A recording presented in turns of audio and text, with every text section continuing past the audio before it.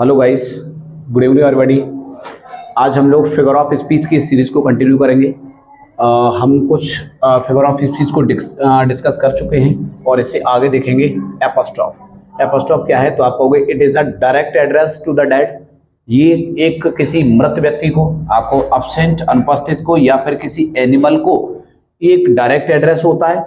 आप कहोगे ऐसे एड्रेस होता है एज इट वर अलाइव, जैसे मानो कि वो जीवित हो, प्रेजेंट हो, या फिर आप कहोगे अंडरस्टैंडिंग या उसकी बातें समझ रही हो, और कैपेबल ऑफ अंडरस्टैंडिंग या फिर समझने में सक्षम हो। ओके, यानी कि कोई व्यक्ति की डेथ हो गई है। डेथ होने के बाद आप लोगों ने कई बार ऐसा देखा हो, अनुभव किया होगा कि कोई व्यक्ति को जिसकी डेथ हो गई हम उसके नाम से पुकार रहे हैं, ऐसे लग रहा है जैसे वो जीवित है। क्या कोई व्यक्ति यहाँ मौजूद नहीं है? ओके, फिल्म मूवीज में आप ऐसे सीन देखते होंगे, कोई तस्वीर लटकी हुई है और उस तस्वीर के सामने यानी कि कोई इस प्रकार से उसे पुकार रहा है जैसे मानो कि वो यहाँ प्रेजेंट हो। ओके, या फिर आप कहोगे किसी एनिमल को देखा हो, जैसे मूवी वगैरह में देखा हो, कोई डॉग वगैरह होता है, उससे लोग ऐसे बात कर रहे होते हैं जैसे वो डॉग सब कुछ समझ रहा है क्या उसकी बातें। तो इसी को हम लोग क्या बोलते हैं? इसी को कहते हैं एपोस्ट्रॉफ। ओके, कुछ एग्जाम्पल देखेंगे जैसे ओ जूलियस सीजर। अब देखो यहाँ जूलियस सीजर को पुकारा जा रहा है, O Julius Caesar thou art mighty yet। Julius Caesar तुम तो अभी भी बहुत बलवान हो। कौन कहता है? तो आप कहोगे ब्रूटस की लाइन है। ब्रूटस बोलता है ये लाइन कहाँ पर? जूलियस सीजर शेक्सपियर का एक प्ले है, उसके अंदर जूलियस सीजर को यानी क्या है कह रहा होता है कि thou art mighty yet, जबकि आप पाओगे उस समय तो जूलियस सीजर की डेथ हो चुकी होती है। जूलियस सीजर तो मर चुका होता है, और मरने के बावजूद भी क्या करता है? आप कहोगे कि ब्रूटस जो है ऐसा फील करता है कि भाई जूलियस सीजर को तो हमने मार दिया, उसकी बॉडी को मार दिया, लेकिन उसकी आत्मा अभी भी मौजूद है, जो क्या करती है? टर्न्स अवर शोर्ड, और हमारी ही यानी कि तरफ अपनी जो सोर्ड है ना, हमारी उन्हीं को हमारी तरफ मोड़ देती है और हमारे नुकसान कर रही है, हमको ही मार रही है। तो वो इसलिए कहता है कि thou art mighty yet, Julius scissor तू अभी भी बहुत बलवान है। ओके, तेरी बॉडी को ही तो हमने मार दिया है, लेकिन फिर भी तेरी आत्मा तो अभी भी बहुत बलवान है। जबकि जूलियस सीजर क्या है ना, उस समय पर उसकी डेथ हो चुकी होती है। तो मृत व्यक्ति को भी ऐसे पुकार रहा था जैसे मानो वो अभी भी जीवित हो गया। नेक्स्ट है ई टू ब्रूटस देन सीजर डाई। अच्छा, इसमें भी आप देखोगे तो इसमें क्या है ना, ई टू Brutus then Caesar die. Okay, ये लाइन आप कहोगे कौन कहता है? ये लाइन है जूलियस सीजर की। ओके, ये लाइन कहता है जूलियस सीजर। क्या बोलता है? ई टू ब्रूटस देन सीजर डाई। ही ब्रूटस, अगर तुम भी मुझे मारोगे तो फिर सीजर मर ही जाएगा।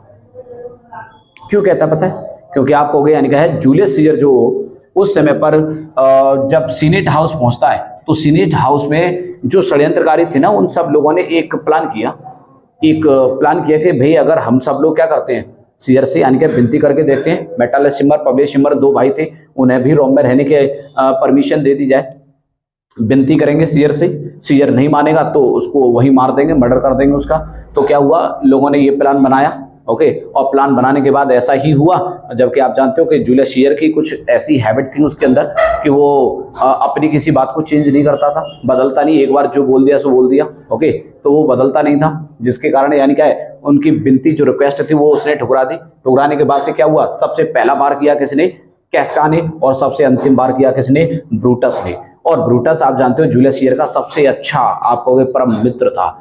तो जूलियस सीजर को लगा कि भाई अगर मेरा परम मित्र ही मुझे अगर आज मार रहा है तो फिर मैं मरना ही पसंद करूंगा। इसलिए वो क्या कहता है कि ई टू ब्रूटस, ब्रूटस तुम भी अगर मुझे मारोगे देन सीजर डाई, तो फिर सीजर मरना ही पसंद करेगा। नेक्स्ट लाइन है frailty the name is women. Frailty the name is women. अच्छा, इसमें आप पाओगे तो देखो फ्रैलिटी का मतलब क्या होता है? आप कहोगे weakness. Frailty the name is women, ये लाइन आप कहोगे कौन कहता है? हैमलेट। ओके, हैमलेट कहता है ये लाइन, और किसके लिए कहता है? अपनी माँ के लिए सोच रहा होता है, राइट? अपनी माँ के लिए बोलता है frailty the name is women. Okay, बेवफाई तेरा नाम औरत है। ये आप कहोगे स्त्रियां दुर्बलता के ढेर के अलावा कुछ नहीं होती हैं। ओके, ये आप कहोगे यानी क्या है, हैमलेट बोलता है। तो देखो इसने यहाँ पर क्या कर दिया, कमजोरी। ओके, उन्हें किस नाम से पुकार रहा है? कमजोरी। Frailty the name is women.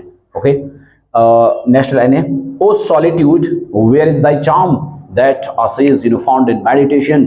तो ओ सॉलिट्यूड, हे एकांतपन, वेयर इज दाई चार्म, तेरा वो आकर्षण कहाँ है, that sages found in meditation, जिसे एक यानी क्या साधु क्या करता है, मेडिटेशन में प्राप्त करता है, वो यानी क्या है चाम मुझे क्यों प्राप्त नहीं हो रहा। O liberty what crimes you have been committed thy name, यानी ओ आजादी तुम्हारे नाम पर क्या क्या अपराध हो रहे हैं, हुए हैं। ओके, तो ये लाइन है, ये एपोस्ट्रोफी की लाइन है, राइट।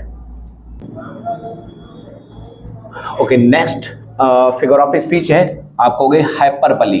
क्या पढ़ोगे, हाइपरबली। हाइपरबोल मत बोलना, ओके, हाइपरबोल नहीं कहते बल्कि क्या कहेंगे, हाइपरबली। ओके, इसमें क्या होता है देखो, in this figure of speech things are shown greater और लेस, बेटर और worse than they really are. क्या मतलब है भाई, इस फिगर ऑफ स्पीच में क्या होता है, जो थिंग्स यानी कि जो चीजें होती है ना, वो शॉन दिखाई जाती हैं कैसे, ग्रेटर, यानी जितनी वो हैं उससे या तो बहुत ज्यादा बड़ा चढ़ा करके, या जितनी हैं उससे बहुत ज्यादा कम करके।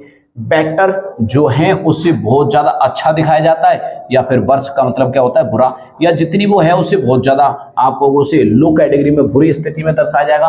किससे, देन दे रियली आर, जो वो वास्तव में है उससे, जो रियलिटी है उससे या तो बहुत बड़ा चढ़ा करके। ओके, अब बड़ा चढ़ाने में आप कहोगे या तो बहुत अच्छा हो सकता है, या फिर आप कहोगे बहुत बुरा हो सकता है। ओके, तो बुरा हो सकता है या फिर अच्छा हो सकता है, आप कहोगे कोई चीज बहुत ज्यादा हो सकती है या फिर वो बहुत कम हो सकती है। ठीक है, वो आप कहोगे, इसको कहते हैं हम लोग क्या, हाइपरबली, चीजों को बड़ा चढ़ा करके बोलना, राइट। जैसे देखो एग्जाम्पल से समझ सकते हो, Belinda smiled and all the world was gay, बेलिंडा मुस्कुराई और पूरा संसार खुश हो गया। अच्छा, ये लाइन आप कहोगे रिप ऑफ द लॉक के अंदर आती है, rip off the lock. Rip off the lock किसकी है, आप कहोगे अलेक्जेंडर पोप की, जिसमें बेलिंडा को आप कहोगे बहुत ज्यादा यानी क्या है, ब्यूटीफुल दर्शाया गया। ओके, बेलिंडा को बहुत ज्यादा ब्यूटीफुल दर्शाया गया है, और ऐसा माना गया है कि बेलिंडा इतनी खुश थी, इतनी सुंदर थी कि उसके सिर्फ हंसने मात्र से, उसकी मुस्कुराने मात्र से पूरा संसार खुश हो जाता था। तो आप कहोगे इस बात को क्या है भाई, बड़ा चढ़ा करके ही तो बोला जा रहा है कि बस बेलिंडा के मुस्कुराने मात्र से पूरा संसार खुश कैसे हो सकता है, लेकिन हुआ ऐसा। ओके, तो आप कहोगे इस बात को क्या है ना, बड़ा चढ़ा करके कहा गया है। अच्छा, बेलिंडा की शादी जिस व्यक्ति से होने वाली थी उसका नाम क्या था, आप कहोगे पीटर, लॉर्ड पैट्रे। ओके, अच्छा भाई, इसके मुस्कुराने से ज्यादा खुश होता तो ये हो जाता, संसार पूरा कैसे हो सकता है, राइट। तो फिर भी यहाँ पर क्या है ना, बात को बड़ा चढ़ा करके कहा गया, इसलिए आप क्या कहोगे, हाइपरबली। नेक्स्ट लाइन है, शी ओपन्ड हर आइज, उसने अपनी आंखें खोली, एंड एक्लिप्स द डे, और दिन को भी ग्रहण लग गया। इसका मतलब क्या हुआ पता है, जैसे उसने अपनी आंखें खोली, दिन का जो प्रकाश था, दिन का जो उजाला था ना, वो भी फीका पड़ गया। इसका मतलब क्या है भाई, ये बात भी तो बड़ा चढ़ा करके कही जा रही है, और ये लाइन भी आप कहोगे किसके लिए कही गई है, ये शी जहां पर है ना, वो भी कौन है, तो तुम कहोगे वो भी बेलिंडा ही है। बेलिंडा ने अपनी आंखें खोली, क्योंकि बेलिंडा को आदत क्या थी, ये आपको पढ़ोगे तो पता चलेगा। बेलिंडा को आदत थी, बेलिंडा को जब धूप निकल आती थी तो धूप ही आकर के उसे जगाती थी। ओके, और 12 बजे जागती थी। ओके, तो इस प्रकार से आप कहोगे शी ओपन्ड हर आइज, उसने अपनी आंखें खोली, और आंखें खोलते ही क्या हुआ, दिन को ग्रहण लग गया, यानी दिन का प्रकाश भी फीका पड़ गया उसके सामने। 10,000 saw I at a glance. अच्छा, ये लाइन किसकी है, तो तुम कहोगे वर्ड्सवर्थ की एक पोइम है डैफोडिल्स। कहाँ आती है, ओके, डैफोडिल्स में। ओके, और डैफोडिल्स में ही वर्ड्सवर्थ क्या कहता है कि 10,000 सॉ एट ए ग्लांस, यानी एक पलक झपकती, एक ही दृष्टि में, एक ही नजर में मैंने क्या देखे, 10,000 देखे। बट 10,000 क्या देखे, तो तुम कहोगे 10,000 डैफोडिल्स देखे थे, ये फ्लावर्स होते हैं। ओके, तो 10,000 उसने क्या है ना, डैफोडिल्स के फ्लावर्स देखे। ओके, तो 10,000 शो एट ए ग्लांस, यानी एक ही नजर में उसने 10,000 क्या देखे, डैफोडिल्स देखे। तो ये बात भी बड़ा चढ़ा के कही गई है। Reverse of flood, reverse of blood float in the battlefield, यानी कि बैटलफील्ड में, युद्ध के क्षेत्र में क्या हुआ, तो तुम कहोगे रिवर्स ऑफ ब्लड, खून की नदियां बह गई। ओके, युद्ध के क्षेत्र में, युद्ध के मैदान में आप कहोगे क्या है, खून की नदियां बह गई। तो आपने देखा बोलने का एक अंदाज है, लेकिन कहीं नदियां नहीं बह रही होती है। All the perfumes, next line है, all the perfumes of Arabia will not sweeten this little hand. ये लाइन कहाँ आती है, तो आप कहोगे लेडी मैकबेथ कहती है इस लाइन को, लेडी मैकबेथ प्ले के अंदर क्या कहती है कि all the perfumes of Arabia, जब उसने डंकन का मर्डर कराया, तो मर्डर कराने के बाद से उसे ऐसा लगने लगा कि इन हाथों से खून की गंध है इन हाथों में, और इसीलिए कहते हैं कि all the perfumes of Arabia, Arabia के सभी परफ्यूम भी अगर आप ला करके इन हाथों पे लगा दो ना, तो भी इन छोटे इन हाथों से इनकी गंध नहीं जा सकती है। ओके, तो ये कुछ यानी कि अलंकार हैं, इनसे आप समझ सकते हो। इनमें समय क्या है, आपको कोई figure of speech. Next figure of speech है ऑक्सीमोरोन। क्या है देखो, in this figure of speech, इस अलंकार में क्या होता है, two opposite qualities of a thing are used. एक ही चीज की दो अपोजिट क्वालिटीज का वर्णन होता है, एक ही चीज की दो अपोजिट क्वालिटीज का वर्णन होता है, तो आप उसे क्या कहोगे, ऑक्सीमोरोन। जैसे देखो एक एग्जांपल देख सकते हैं आप, and having nothing he hath all. क्या लिखा हुआ है, and having nothing he hath all, कुछ ना होते हुए भी उसके पास क्या है, सब कुछ है। यानी देखो कुछ भी नहीं है और सब कुछ भी है, तो इसका मतलब क्या हुआ, दोनों एक दूसरे के विरोधी शब्द हैं। ओके, दोनों एक दूसरे के अपोजिट वर्ड हैं। पाओगे ये लाइन किसकी है, तो एक पॉइंट है, आप पाओगे sir Henry Wotton, sir Henry Wotton की लाइन है, और पोइम थी आप कहोगे character of happy life, character of happy life, जिसमें वो बताते हैं कि कोई व्यक्ति प्रसन्न कैसे हो सकता है। Okay, lines you know how happy is he, born not taught, with born not taught, okay, that serveth not the another smell। तो इसी पोइम की लाइन है, क्या कह रहा है कि and having nothing he hath all, कुछ ना होते हुए भी उसके पास क्या है, सब कुछ है। तो कुछ भी नहीं है और सब कुछ है, क्या हुआ, आप कहोगे एक दूसरे का विरोध हुआ। अवर सैडेस्ट,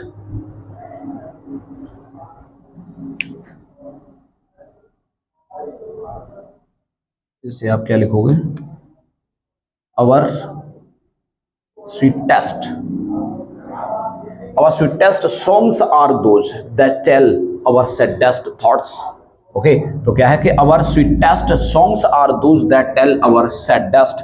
तो देखो saddest और sweetest क्या है, दोनों एक दूसरे के एंटोनिम है।